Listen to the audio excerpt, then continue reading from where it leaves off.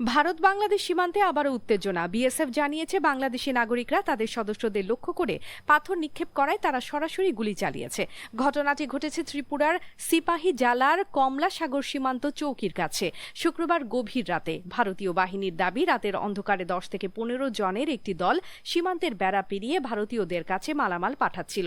বাধা দেয়া হলে তারা বিএসএফ সদস্যদের ওপর পাথর ছোড়া শুরু করে। এরপর কথিত আত্মরক্ষার নামে তাজা গুলি ছোড়া হয়। গুলিবিদ্ধ হয়ে মাটিতে লুটিয়ে পড়েন দুই বাংলাদেশি, নবীন হোসেন এবং মোহাম্মদ মোরসালিন। আহত অবস্থায় তাদের হাসপাতালে নেওয়া হলে চিকিৎসকেরা মৃত ঘোষণা করেন। বিএসএফ এর দাবি, আহত অবস্থায় আটক করার পর তারা স্বীকার করেছেন যে তারা বাংলাদেশ থেকে এসেছেন এবং চোরাচালানের সঙ্গে যুক্ত ছিলেন।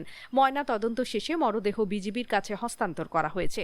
ঘটনাটি সীমান্ত নিরাপত্তা, চোরাচালান ও প্রাণঘাতী শক্তি ব্যবহারের যৌক্তিকতা নিয়ে নতুন করে প্রশ্ন তুলছে। দুই দেশের সীমান্তরক্ষী বাহিনীর মধ্যে সমন্বয় ও উত্তেজনা কমানোর প্রয়োজনীয়তা আবারও সামনে এসেছে।